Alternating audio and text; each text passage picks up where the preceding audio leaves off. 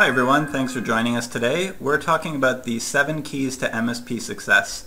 This is a topic we've had in the past, but we kind of wanted to revisit it, update the material, and talk about how to build recurring revenue and really how to scale your business.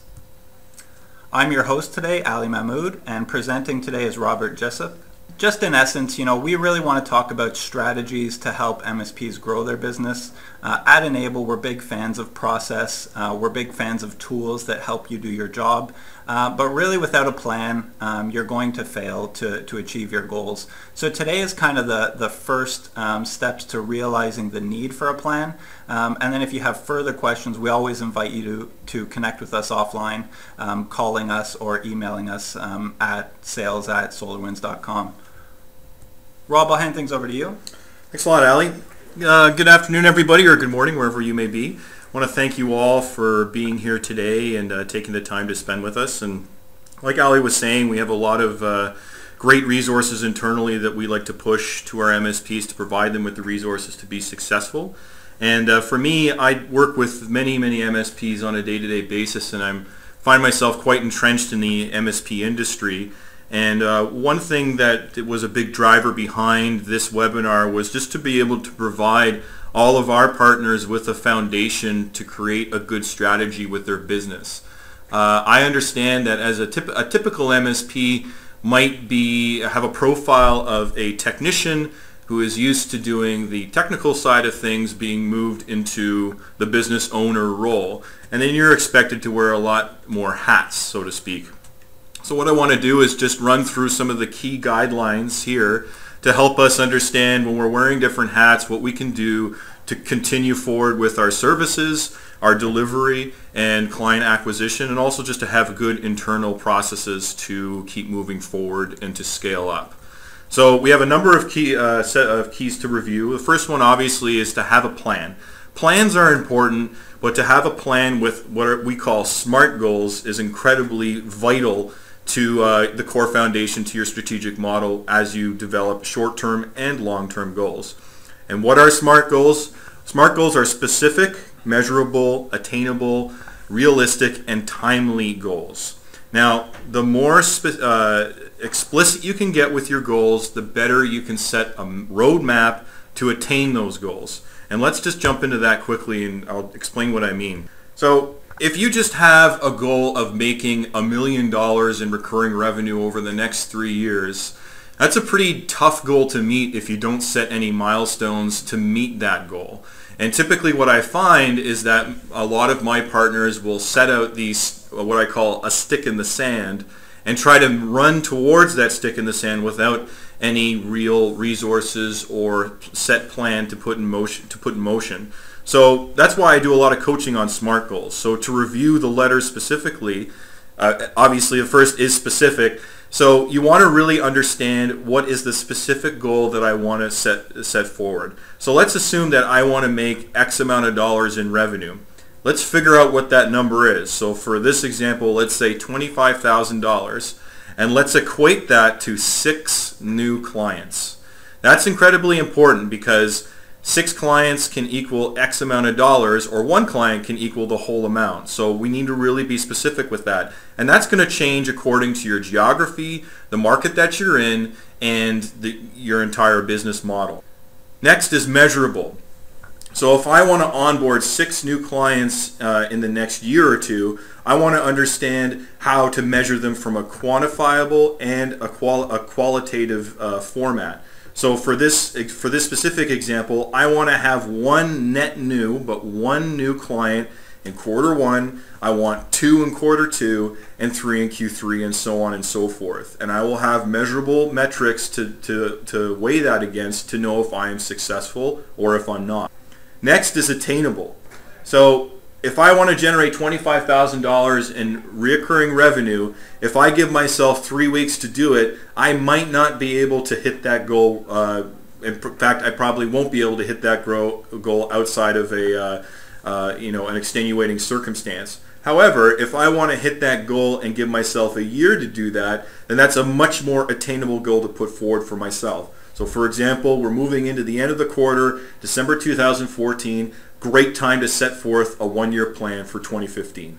Next is something realistic. So not just setting realistic numbers for yourself, but taking stock of your internal resources and external and what you have available to you to help you execute on your goals. So if I want to get 6 new clients and I have me and 2 full-time employees, whether they're technicians but also / salesmen, that will probably be a good amount of staffing resources that I need to realistically hit my goal.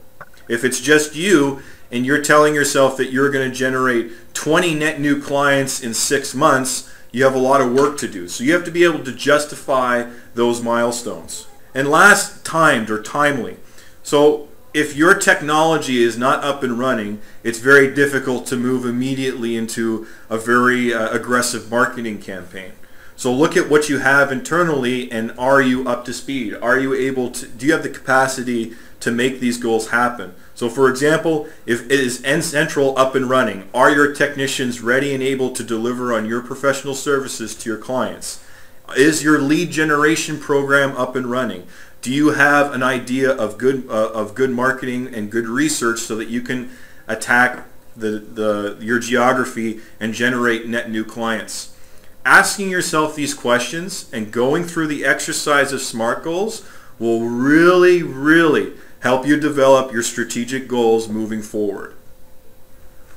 Yeah, and Rob, I think that people that think that they're going to do the exact same thing and get different results, I mean, that's the definition of insanity, right? So when we talk about these kinds of SMART goals, it's really about, using our past knowledge. Last year I onboarded 5 clients. This year I want to increase that by 20%, 50%. So just keeping it in perspective of your past performance, because you know your people, you know what you were able to do in the past. We want to improve on it constantly, but setting a realistic goal is important also. Absolutely. So the next key I like to jump into, and I think this is a particularly challenging one when you talk about new sales and client acquisition, is the idea of understanding your customer. So at this day and age in the MSP industry, the pie is getting larger. It's a very lucrative market, and it's only going to get bigger. So that is a lot of opportunity for all of you. The thing to understand is that there are no barriers to entry, or very little barriers to entry for new entrants to come in. So that means that I can start up my own ABC Computer Corporation this afternoon and start marketing my services tomorrow if I wanted to. So because of that, there's a lot of competition out there, and it's really important that for all of you that you differentiate yourself and understand your customers so that you can separate yourself from the rest of the pack. I think the one service differentiator that I hear most often from my partner base is the fact that folks will say, well, we have great customer service, and that really separates ourselves from the competition. That is not a differentiator. So relying on good customer service does not separate you from the pack. It's the services and that are your core activities that will separate you. Okay? Everybody can have good customer service, and everybody is going to practice and get good at it eventually. Okay? So don't rely on good customer service as a service differentiator. One thing I really like to encourage my partners to consider is the idea of being vertical specific. A lot of MSPs will focus on getting as many clients as they can. So they cast their net out and they'll take in different industries. So that might range from education to nonprofit to the accounting sector to manufacturing to government. That's great. But a jack of all trades is a master at nothing. And at this day and age, you will separate yourself from the rest of the pack if you're vertical specific. So for example, I have partners in my geography that focus specifically on private healthcare institutions. Okay? They have services related to HIPAA compliancy, and they understand software that medical offices use. So if you have an understanding or an expertise in that regard, you set yourself up for success because you will beat out somebody who's just going to come in and say compete with you on price. You're delivering a value add. I always encourage my partners to really consider being vertical specific. So one thing you can do if you're considering this is to look at 2 or 3 specific verticals in your geography that interest you, and then research it and start looking at your opportunities in that particular area so that you can move forward and attack that market. The other thing to ask yourself is to what kind of services you're trying to push to your customers. Obviously, if you're pushing to a bank, for example, you really want to focus on data security and manage security itself. Obviously, there's dozens and dozens of microtransactions happening over their environment on an hourly basis, so you want to maintain that. If you can speak to that element and provide services to help keep that continuity going, you're going to develop services to attack that specifically. Okay? So you can start to see why it's important to start looking at different verticals, because then you'll understand what services you want to push with your marketing campaigns. Selling everything and getting some is different than being fine-tuned and going after a specific market that you know will pick up on whatever service you're trying to push at that time. Yeah, Rob, I think if we see this from the customer's perspective, so from the bank's perspective, they go out looking for a service provider and they're looking at website A, which is just generic backup, generic IT services and security, and then they stumble onto site B, which is all about banking security, and they have a lot of banking reference customers. We tend to see that the customer wants to know that you know what you're talking about, you know how to serve them, and you have the proof points to back it up. Absolutely. The other element to really consider here is look at what's happening in the industry right now from a macro perspective. Take a high-level look at what's going on in data breaches or in IT in general. If I can give you all an example, think of what happened with Target, the department store. There was a massive data breach that affected over 100 million customers. So obviously this got a lot of media attention. It was on the television, and I guarantee you a fair amount of your customers and clients and potential clients were reading about this. How great would it be if you designed a marketing campaign based around data security and managed security with your services?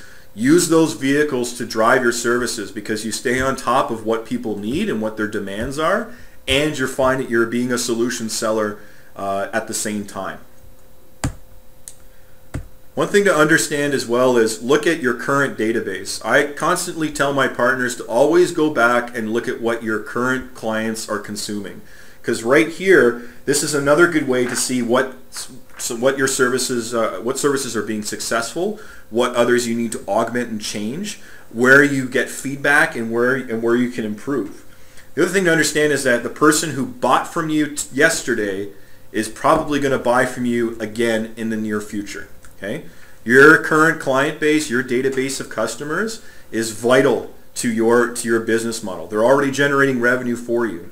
So look for those opportunities to cross-sell, to upsell on services. Again, the example of Target, the first thing I'd do is if I knew that there was a massive data breach, I'd immediately do an email and call campaign based on my managed security services on backup to my current client base and see if I can generate some leads from that. Current clients are always going to have a shorter sales cycle. You have established rapport and relations with them. To me, this is low-hanging fruit for you to go after. Next is to provide structured but flexible service offering. I think this is an important thing to focus on, specifically because I find that MSPs will typically offer every type of custom program that they can to any kind of client. That's fine, but as you grow and you get larger, it becomes more and more difficult to manage multiple custom programs if there isn't some method to the madness. So to me, if you can provide some kind of structured offering that has some flexibility on the back end, you'll be able to keep your staff costs low because of service delivery, but also you'll be able to give your client the sense of them having their own program to use while you're obviously pushing out a structured offering from the back end there. So to get into more detail about that, I think most of you have, if you haven't, I strongly advise you to reach out to your channel sales rep and book a time to do some revenue strategy and business modeling. But this is the Gartner maturity model. So from our perspective, we see clients sitting on this entire range here. So you have clients who sit in break fix, who do specific time and material, and then you have clients who migrate up to more proactive or fully managed fixed fee engagement with their providers. Enable believes in our research, and we've done a lot of research, and we've quite entrenched in the business. We believe that about 75 to 80% of all SMB customers or clients and organizations fit in the reactive break-fix responsive area.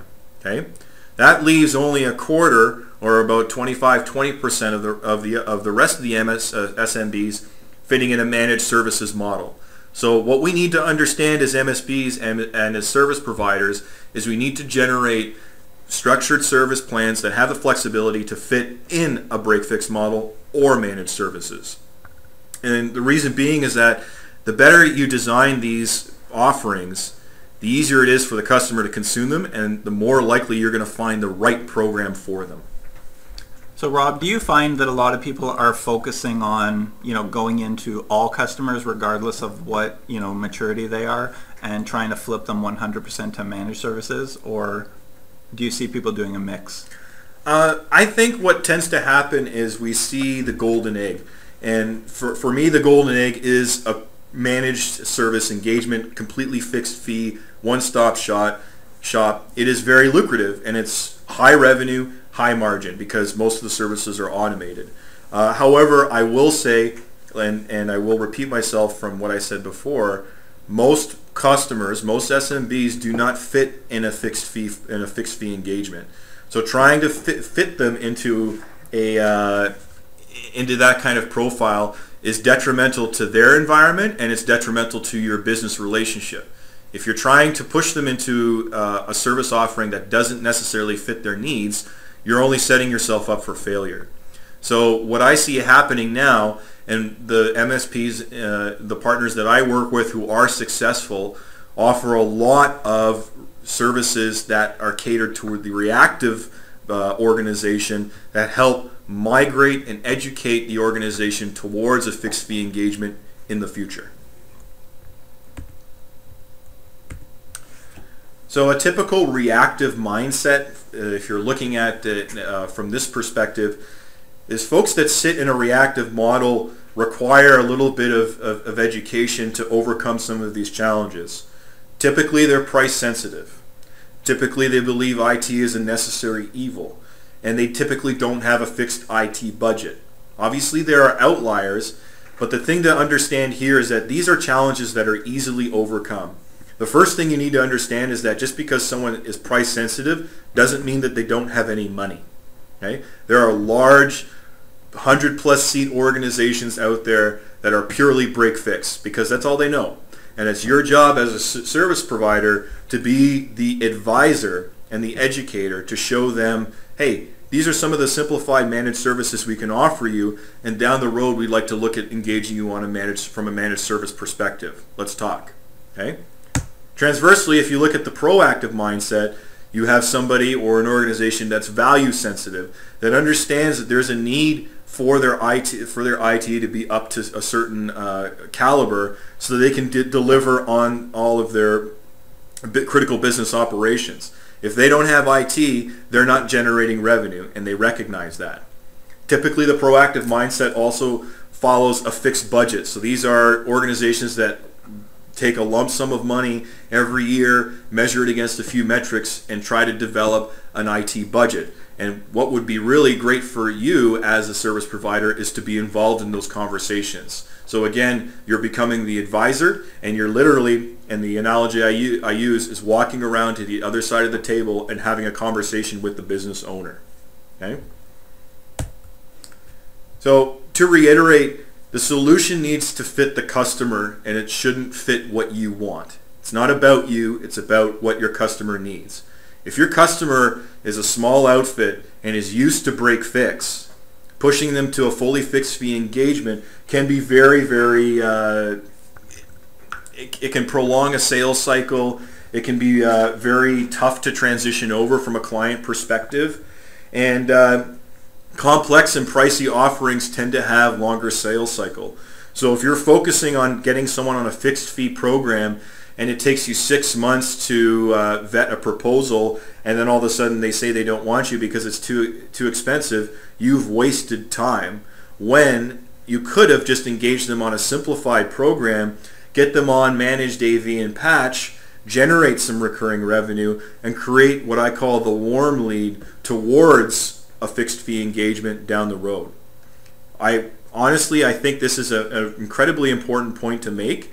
Look at it from a long-term perspective. It's very, very difficult for an end user to uproot themselves from a current IT provider. So if they're engaging you on this front, ensure that you're giving them the right kind of services, because once you entrench yourself in their devices and in their day-to-day business operations, it's very difficult for them to leave you. So give them what they need and then go for the low-hanging fruit down the road. Yeah, and Rob, I mean, from some of the industry stats we've seen, we know that the through life value or the total value of a customer can sometimes be 10 times as much what they spent with you initially. So when you think about it that way, if you have a strategy that, pulls in a reactive customer at a lower dollar value, they're going to be worth 10 times that amount to you over the next couple years. So don't look at just that initial price tag and turn people away because right up front it's not enough revenue. Absolutely. Great point to make. Next key is research-driven pricing. What my experience has been in this regard is that the MSPs who drive successful marketing campaigns, drive successful lead gen programs, who have a high net new customer acquisition, have really done their homework in relation to price points. Some of my partners that I'll work with will pull pricing off the top of their head, and will typically offer a different price point for a different industry or a different size organization just based on maybe winning the customer or not being able to circumvent a pricing objection, so to speak. So pricing objections, I think, are the most common objections that come up from a client perspective. But if you have done your research into pricing, then it's an easier conversation to have with somebody, because once they question your pricing, you can explain yourself a little bit better if you have the research and data to back up your price points. In my notes section for this particular slide, I've defined different types of pricing in relation to promotional or premium. So please refer to those when you're going through this slide deck. I think it's very valuable when you're developing your pricing strategy moving forward. So what are some ways to do your research? Again, customer interviews. I can't say this enough. Your current client database is your best resource to understand the quality of your services and what in relation to pricing itself. If your pricing is decent, is it appropriate for their specific profile? So leverage them as best you can, and if you have that relationship with them, they're going to be very truthful and honest with you, especially if you've been in their environment for a long time. If you have delivered consistently to them, you have every right to ask them, hey, let's talk about my services for a little bit. Are they priced reasonably? What have you heard in the market from your end? Have you been approached by other MSPs? And these are very direct questions, and for some of us, that might be something that you don't want to ask, but in my mind, this is a good way to keep your business full and your business growing, to understand what your customer needs are. Next, obviously, is researching. The internet is a wonderful tool to jump in on this front. There's a lot of credible resources to access. Again, reach out to your channel sales rep if you want to look more into how we research our pricing and how we can help you develop proposals and programs based on this. And then finally, study your competition. We don't want to put ourselves in a position where we're ignoring our competition. All of you have competition. There is no such thing as a zero competition environment. That's just the way it is. You need to understand that there are people out there, there are businesses out there that you're going to be competing against, whether it's healthy or not. They're going to compete with you on pricing. They're going to compete with you on services. If you have solid, well-researched and well-developed price points, then when it comes to a price war, it's easier for you to justify your value add than to drop your dollar down. Because a lot of times it comes down to, well, not what the price is, but what you get for what you're paying for. So Rob, a quick question from the audience here. When it comes to customer interviews, how often or what length does that look like? Is this an annual touch point? How would I get that information from my customers? Good question. What I tend to do, or I tend to encourage from my perspective, is that you should be, and I call them customer touch points. There should be a minimum of 2 customer touch points per month for all of your clients. Reason being is that you keep the dialogue healthy and open. And all too often we tend to, as soon as the invoices are signed and we don't get any complaints, we kind of just forge ahead, and then it's 3 months, 5 months, 6 months down the line and we haven't had a direct conversation with a client. In that time frame, we've missed out on valuable information, we've missed out on an opportunity to upsell maybe, but also we've given the competition the ability to engage our clients. So the more you talk to them, the more you can set up a structured process where you can interview them, be it informal or informal, informal or formal setup, so that you can ask them, how are things going? Let's do a survey. Do you have 10 minutes to fill this out for me? Did you know that we sell backup as well? Did you know about? So every time you talk to a customer, it's an opportunity to sell something. It's an opportunity to get feedback on your services. So I would strongly advise that you maintain a minimum of 2 touch points a month. That could be just a quick phone call. That could be just an email blast. That could be a part of your marketing campaign. Could be a tweet. Who knows? But if the more you're doing that, the more your customer knows that you have their best interests in mind.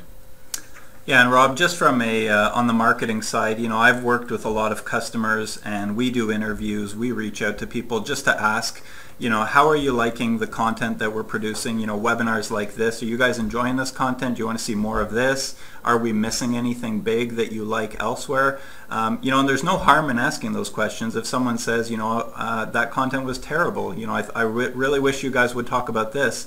We want to hear that, right? Every MSP wants to hear where they should be directing their energy because we have limited time. So 2 points that I've read in my research is, if you were to submit a survey to your customers, one great question to ask at the end is, how likely would you be to recommend us to a friend? And if someone answers 10 out of 10 or 9 out of 10, that's a good person to reach out to be one of the advocates for your business. That's a person that will give you quotes. You can bounce ideas off of them. They're really happy with your service. So that's one point.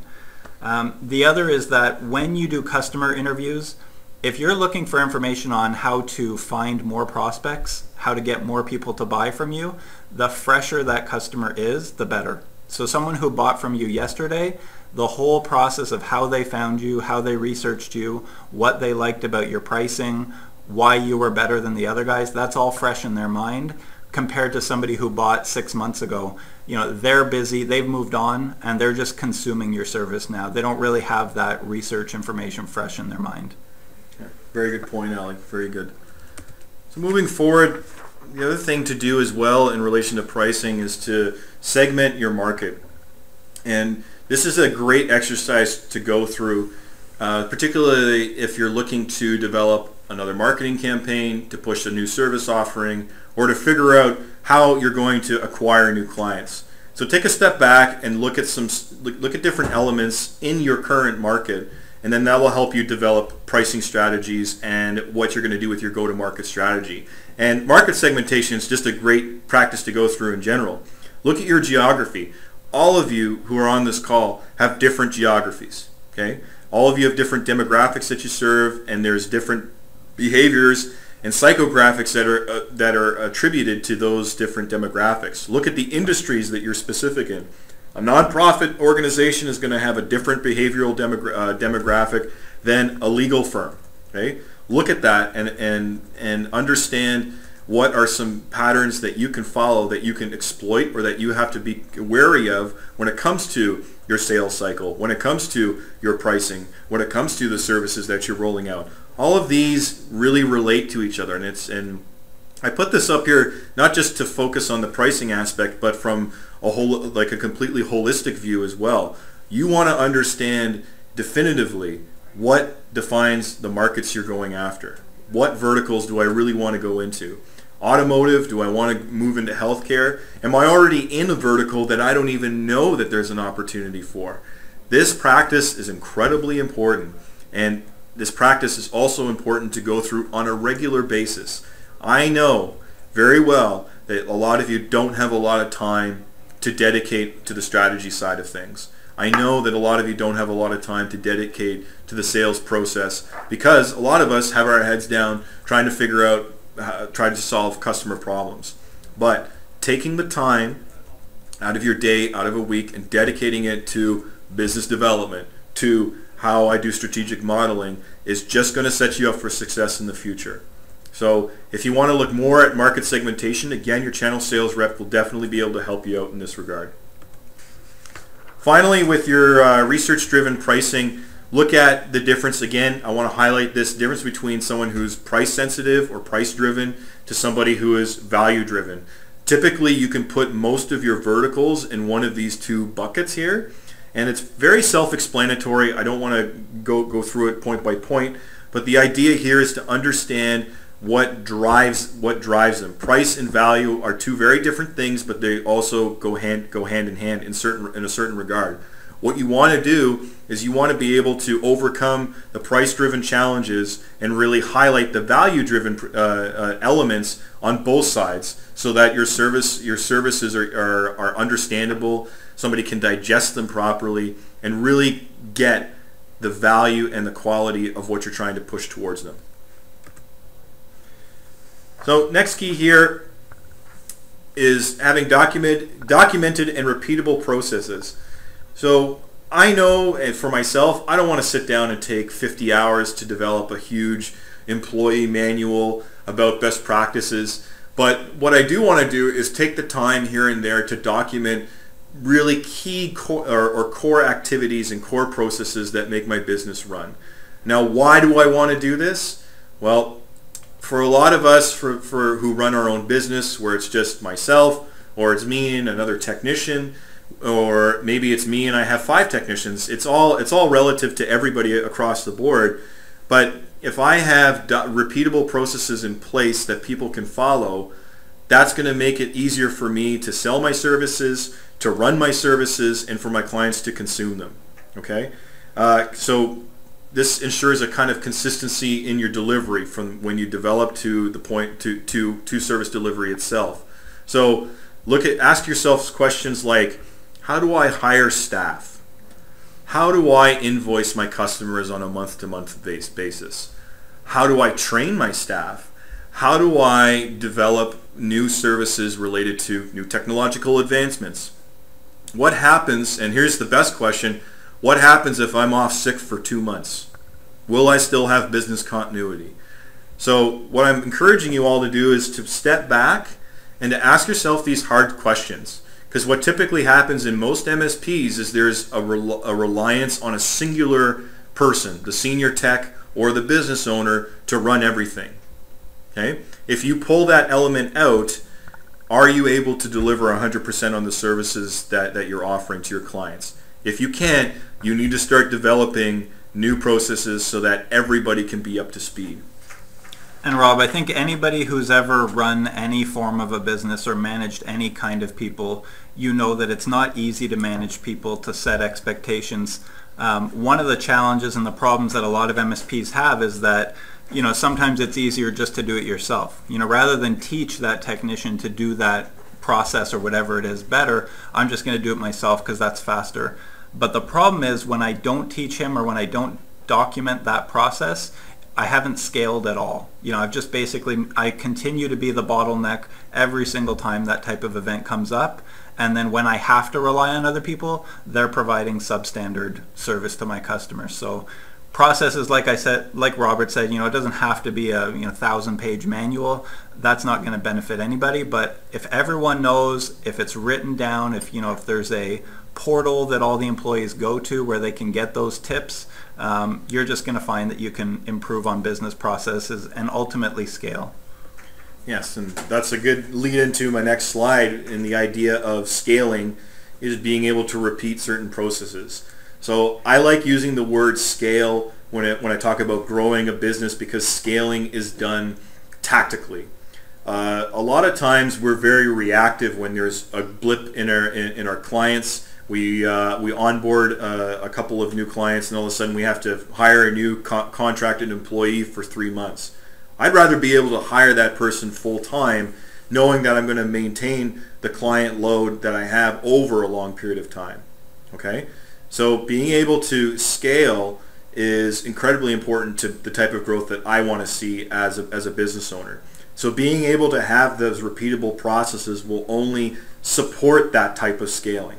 Okay, being able to understand, and the big, I guess one of the bigger elements here is the utilization rate of all my technicians.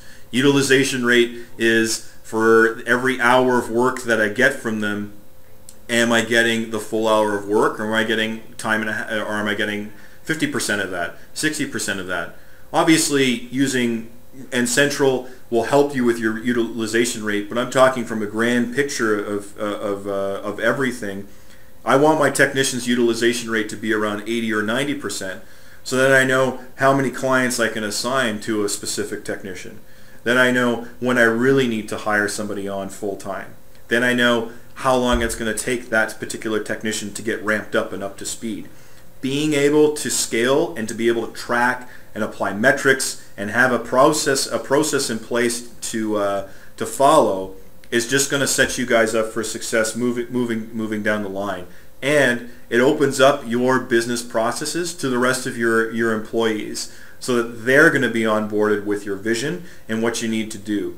And to be quite honest, sharing that kind of knowledge and getting people onboarded to what your expectations are on a very detailed level just helps you develop better best practices, because your technicians are great resources to you, and they might have something that they do well that you want to use to augment a certain internal process when it comes to, say, automated patching or backup, or how you deal with your data center. Who knows? But these are all elements to consider. Next key is one of my favorites, and that's the idea of having a proactive sales process. Immediately I'm going to say the number one challenge for all MSPs is new client acquisition. Okay? That comes from a variety of different elements and items, and basically just the nature of the business that we work in. But new sales is a critical activity that you should be performing all the time. Think about it this way: without sales, your business won't grow. Without sales, you won't be able to pay your staff. You won't be able to pay yourself. You won't be able to buy new tech. These are all elements that you need to deliver on your services. That being said, the amount of time that a lot of MSPs take on the sales process is greatly reduced, all things considered. So being proactive about your sales is really gonna put your foot forward. Okay? So what I have here is a very typical sales process. It's linear, but what I want to outline here is the idea that there are milestones that I have from the moment I pick up a phone to call a client or a new prospect to the moment they sign their first invoice. I call that contact to cash out. Okay? So if we look at this kind of sales process, we can understand where my milestones are, and when I understand what my milestones are, I know how to control this roadmap. I know how to control my sales cycle. And typically what happens is we won't control our sales cycle. We'll give that power back to our client, and then all of a sudden we're 4 months down the road and they haven't even read the proposal that I emailed them last quarter. And that's something that we need to really fix and get proactive on. So if we look at this on a very high level, from a very high level perspective, again, your channel sales rep can take you through this entire process in great detail. One of the most important parts is lead generation. Okay? I think that we typically, as MSPs, we rely too much on referrals. We rely too much on somebody referring our services to a friend or to another business associate, and then we get new clients. Referrals work. I'm not saying that that's not the case, but referrals tend to plateau and eventually drop off. If you want to scale up and grow your business, you need to have other lead generating activities besides referrals. That could be establishing, doing cold call campaigns to a market segment. That could be being vertical specific and joining certain professional associations and entrenching yourself in that particular business. That could be forming strategic partnerships with vendors and other service providers so that it's kind of a quid pro quo setup. You scratch my back, I scratch yours. Lead generation is multifaceted, and the more lead gen that you do and the more elements that you incorporate, the better leads you're going to get. Throughout the sales process, you're going to be qualifying this lead, and that's not just on the customer side, that's on your side. There is such a thing as a bad customer. I'm sure a few of you have customers right now in your database who, although generate revenue for you, you don't see a whole lot of margin off of for whatever reason. Okay? We need to vet those ones out early so that we don't waste our time down the road. Next, we go through a technical assessment, but with that comes a business assessment. How do your IT services support them delivering on their business goals? Okay? Through that, we generate analysis, and that's how we put together our proposal and our service plan. Okay? So we're not, and because of this, your proposal is always going to be different. It's always going to be custom to that particular client if you do your assessments correctly. From there, you go to your design stage and you work to close your customer. Now, I'm going to tell you a little tidbit of information here. Emailing a proposal to a customer and waiting for them to respond to you will immediately lengthen your sales cycle. What I like to do is you email your proposal out and you call them immediately and schedule a time to review it. Create a minute sense of urgency with your clients and your prospects to close business. Okay? That's how you control the sales cycle, and that's not a bad thing to do either. No one's going to hate you for setting a timeline. It's just that we need to be more proactive in creating that sense of urgency so we control the sales cycle like all the way through. And again, your channel sales rep can help you with sales tactics. Then once everybody's signed off, we're good to go, you implement. Sorry, one more thing to say on the sales process before I move on to the next one is that sales is a constant activity. It should never be put to the wayside. It should be something that is always being actively engaged upon. I hear some of my MSPs, some of my partners will say, well, we usually do a marketing campaign in Q2, or that's when I really try to look for new business. Your new business should be coming through the door all the time. You never know what's going to happen. You never know when someone's going to call you up the next day and say, hey, listen, we're bankrupt. We have to default on our payments, and you've lost a 100-seat customer, just like that. So if you have a good sales program and lead gen program that's constantly being worked, it's like a perpetual motion machine.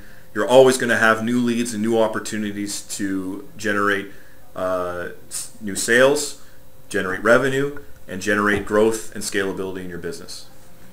And I think one of the things you're pointing out here, Robert, is that if we don't take the time to proactively engage in this lead generation process and qualifying people, really we're just expecting revenue to walk in the door, and that's just not going to happen.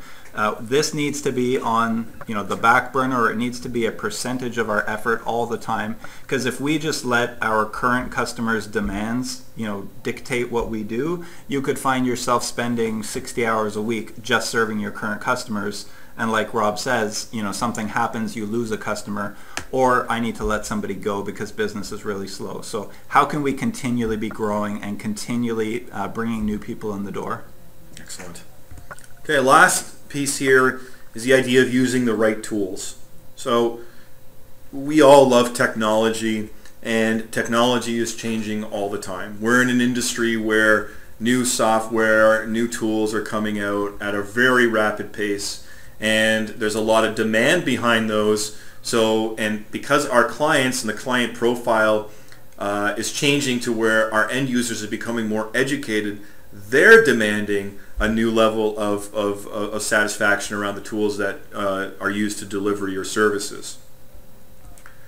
So first off, I think one of the most important points to consider from this perspective is the idea that if you're managing multiple tools at once, specifically for the same type of service, so say backup, this is my best example. If you're managing multiple solutions, you're killing your margins. You're leaving money on the table. Primarily because it takes more staff time to manage multiple tools than it would be to manage one. Okay? And the reason why I say backup is because this is my favorite example. Most MSPs, the typical MSP is usually operating a minimum or using a minimum of around 4 different backup solutions for their entire database. So if you can imagine training a new staff member on all 4 backup solutions and how you deliver on each individual client site, that can be an absolute nightmare. So why shoot yourself in the foot from the outset and leverage the ability to manage one tool to deliver the same service that 4 can at the same time? Again, this is going to kill your margins. It's a lot of staffing costs. You're juggling multiple vendors. I see this a lot more often than I should, and I really advise you to take stock of what you have right now and what you can do to mitigate juggling multiple tools at once. And I think that goes through everything. I mean, when you're talking about having to know 4 backup solutions, a couple antivirus solutions, a couple remote monitoring solutions, when we add all of that up and you have 10 different tools that you're using to provide service to your customers, somebody asks you, what's great about your backup solution? Well, we have 4 different solutions. I can give you A, B, C, or D. That's not what customers are looking for.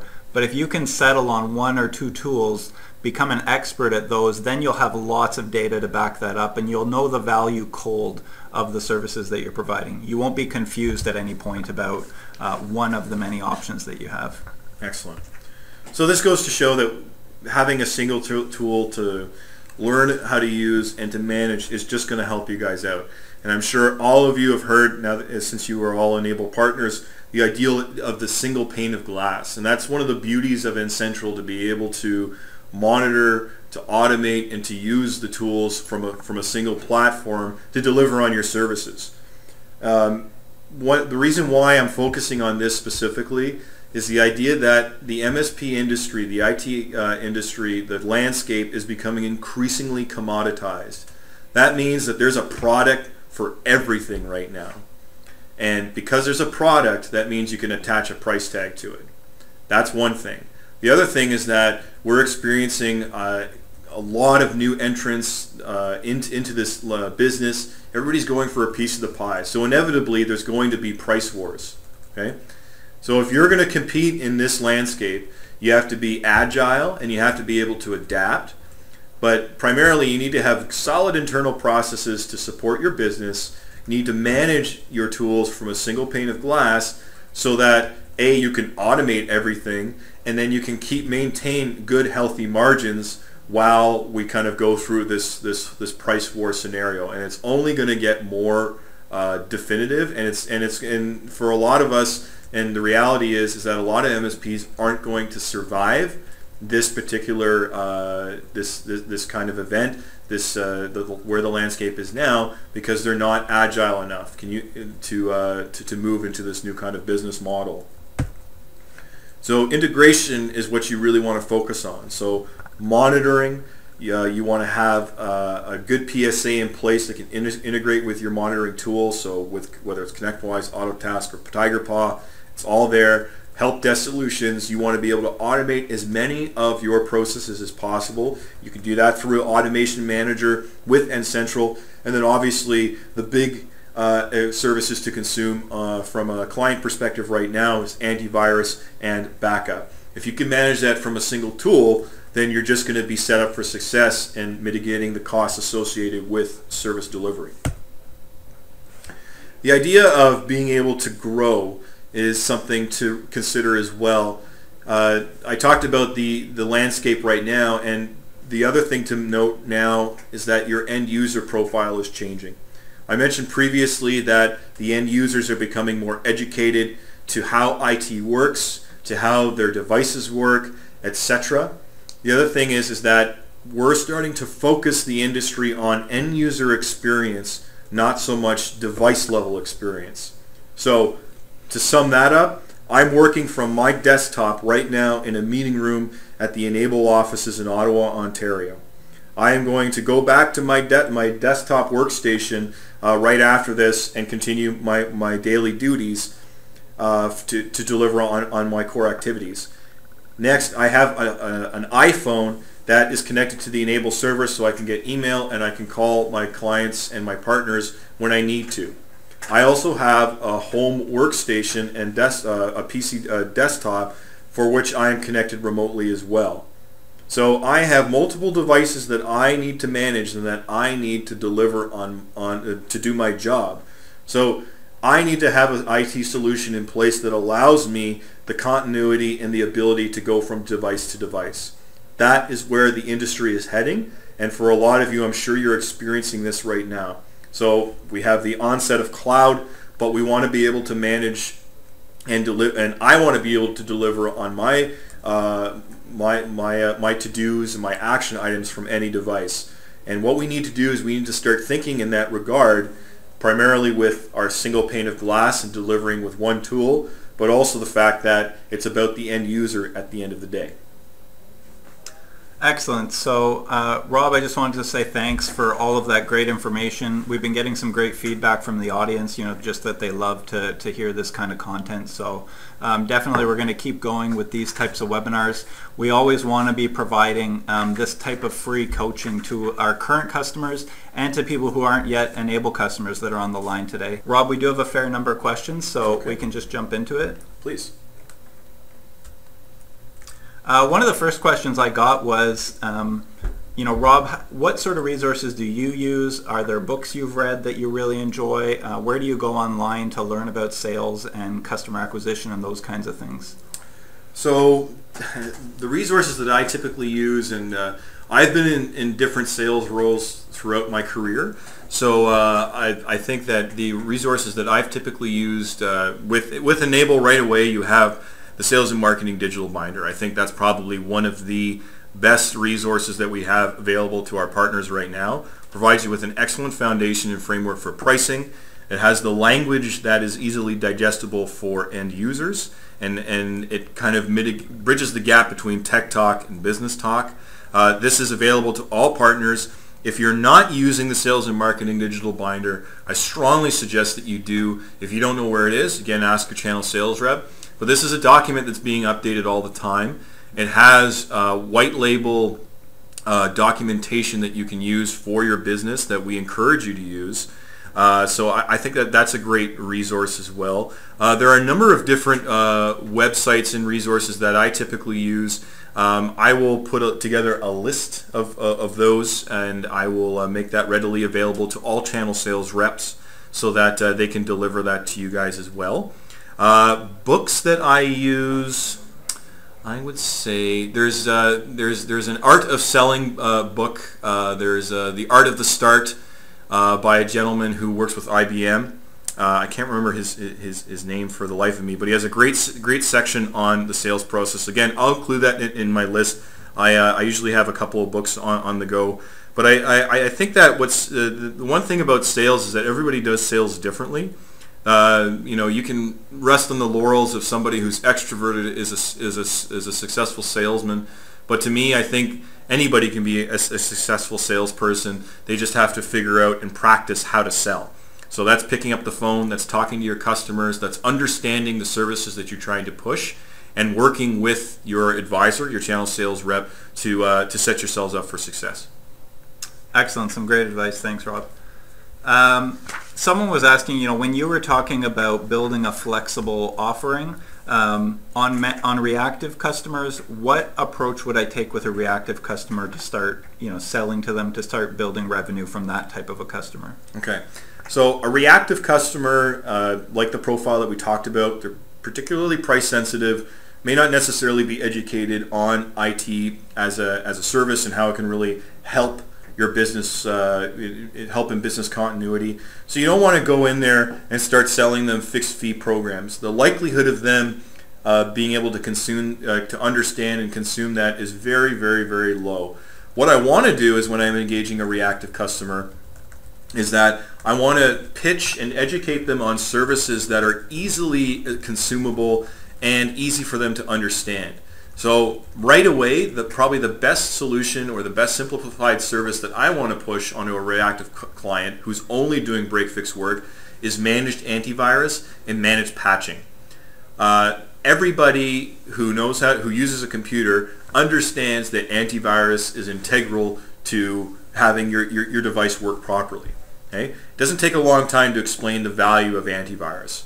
So if you can provide an enterprise level antivirus solution that you're able to report and monitor on, that's an easier sell to somebody than trying to get them on a completely proactive or managed workstation program, because it's just going to develop a longer sales cycle for you.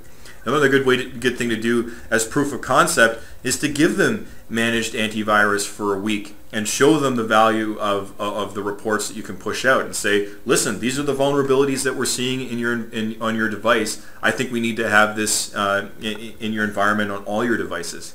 Same with patching. Same with other services like backup. It is easier to sell AV, patch, backup, even help desk than it would be to go in and start pitching remote monitoring and fixed fee engagement. We start using words that the client or the potential customer may not understand, so inevitably we're going to prolong the sales cycle.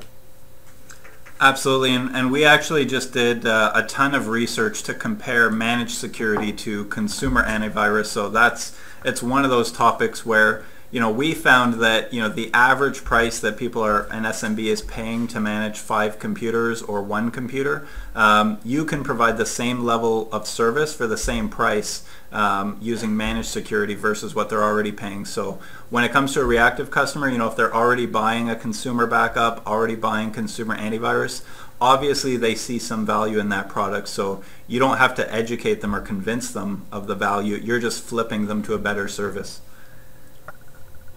So Rob, when it comes to a managed customer, should I be focusing on selling additional services? Should I grow that customer's revenue coming towards me?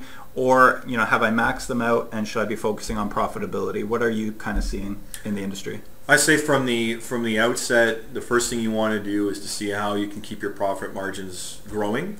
Again, I encourage folks to automate as many services as possible. Just because you make more revenue off a client doesn't necessarily mean you're going to get more money in your pocket at the end of the day. So the key here is to really understand, okay, am I able to 100% deliver on all services that I've set forth in my SLA? And am I able to do that in a reasonable amount of time? And am I automating as many of these core processes or SLA services that I can? If you're automating everything that you can, and you have a great environment, you have a good relationship and rapport with this client, then you're good to go to focus on some other elements like cross-selling or looking at aspects that you can upsell them on. I wouldn't necessarily go after the upsell on a managed client right away. Look at how you're servicing them now and what you can do to keep your profit margins high without necessarily charging them more money.